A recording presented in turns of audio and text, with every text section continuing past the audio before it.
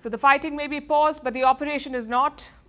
That was a message from the Indian military today. Now, just to be clear, this does not mean that we are still striking Pakistani targets. It means that we remain alert and ready. If Pakistan violates the pause, we will respond. Both the Navy and the Army made that quite clear today. The Navy continues to be deployed at sea. Their goal is to deter Pakistan from further misadventures. On land, the Army chief has given commanders a free hand. If Pakistan violates the pause, they can take punitive action. Which brings us to the ground situation. Where do things stand? Yesterday night, Pakistan did violate the pause. They shelled some targets across the line of control. They also sent drones over the western frontier. India called out that violation in a late-night press conference. So clearly, the next few days are going to be crucial. Indian and Pakistani military officials, like I just told you, are slated to speak tomorrow. That hotline conversation will be keenly watched. Earlier today, the Indian military also held a press conference. 3 officers faced up to the media: DG of Military Operations, Lieutenant General Rajiv Ghai, DG of Air Operations, Air Marshal A.K. Bharti, and DG of Naval Operations, Vice Admiral A.N. Pramod. Now, right at the outset, I must say this, it was a professional, clinical and fact-based press conference. No rhetoric, no chest thumping, pure military professionalism. Very different from what we've seen in Pakistan. Plus, the Indian military came armed with proof. Not the kind you see on social media or WhatsApp groups. Actual satellite imagery of Pakistani bases. And we'll show you all of that in just a bit. But first, listen to the overall assessment given by the Indian military. Following these relentless attacks on our air bases, on our forward positions, and on our civilian targets, this was time to convey some message to our adversaries. And therefore, a decision was taken to strike where it would hurt. I would like to reiterate here that we have the capability to target every system at these bases and more. However, it was only a measured response to instill good wisdom to our adversary to refrain from further escalation. IF response was directed only at military installations, avoiding civilian and collateral damage. Make few sentences and leave it for your imagination. First of all, as I mentioned, we have quantitative and qualitative edge to deliver a massive blow to our adversary. And we completely dominate in the maritime front. Indian Navy's action is part of the escalation ladder mechanism which we have worked out amongst 3 services. This time, if Pakistan dare take any action, and Pakistan knows it, what we are going to do. That's all. Now let's come to the evidence. Let me pull up overhead pictures from Muridke. This is the headquarters of Lashkar-e-Toiba. It is located near the city of Lahore in Pakistan. India has provided before and after pictures of the strike. Now you can see points 1, 2, 3 and 4 marked on a map. There were 4 targets selected by the Air Force. Now look at the after pictures. Before and after. All 4 sites have been destroyed. Frankly, you don't need satellite pictures to confirm this. I'm sure you've seen the ground videos from inside the ruins. Next is Bahawalpur, again a very important target. This is the headquarters of the Jaish-e-Mohammed. Again, 4 points were targeted in Bahawalpur. One of them had a red canopy and can be clearly identified.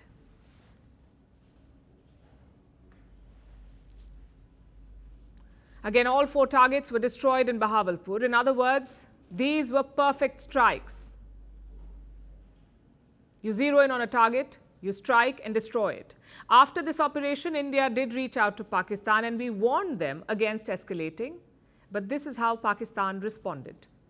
Being well aware and familiar with the congenital and impulsive nature of our adversary. And even though we did attempt to reach out and communicate our compulsions to strike at the heart of terror to my counterpart in the immediate wake of Operation Sindur, the request was brusquely turned down, with an intimation that a severe response was inevitable and in the offing. We were, of course, prepared. Pakistan then launched attacks on 3 nights, on 7th, 8th and 9th of May. Then on the 10th morning, India hit back and hit back hard. Like we said, around 11 bases were targeted in Pakistan. Today, the Indian military produced evidence of the damage that was caused. First is the Bholari airfield. This is located in Pakistan's Sindh province. India struck an aircraft hangar in this airfield. You can see the before and after picture clearly. The hangar is virtually destroyed. Next is the Jacobabad airfield, also located in the Sindh province. It is home to a squadron of Pakistani F-16s, the American jets. Now, this has been a forward operating base for the Pakistani Air Force. Look at the damage. India hit an aircraft hangar in Jacobabad. Once again, satellite pictures confirm a direct hit. You can see that the roof was blown out. Next on the list is the Sargodha airfield. This base is also home to Pakistani F-16. Satellite pictures show damage to the runway. The idea of that is to ground the fighter jets. If the runway is not clear, the jets cannot take off. That's the point of striking runways. Next is the Rahim Yar Khan airfield, a very important target for the Indian forces. In fact, 2 targets were hit at this location, Rahim Yar Khan. As you can see, pictures show damage to the runway there. They also show destruction to a building at the base. It's not clear what it was. Next is the Pasroor Air Defence Site in Punjab. Once again, look at the before and after images. You can clearly see that the air defence radar has been destroyed.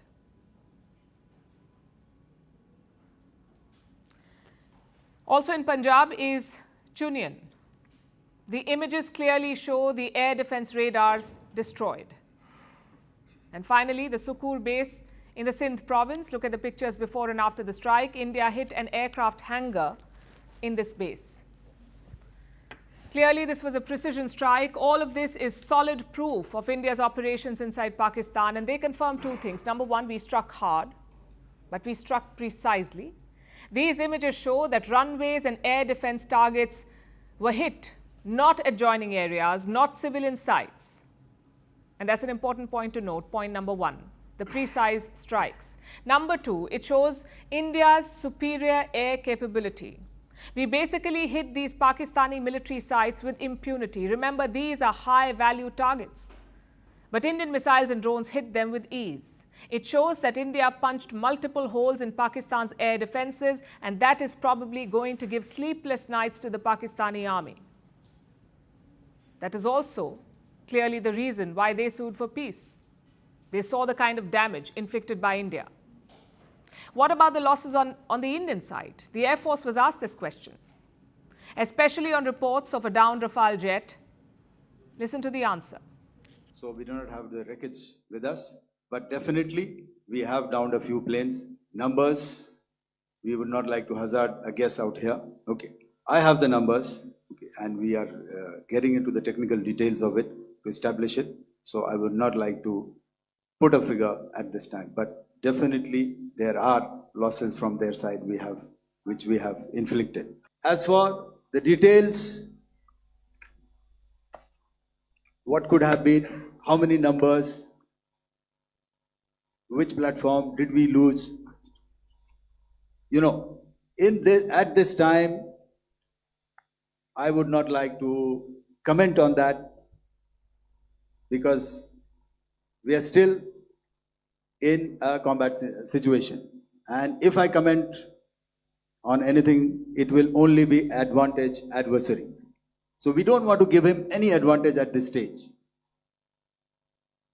All I can say is that we have achieved our objectives that we selected, and all our pilots are back home.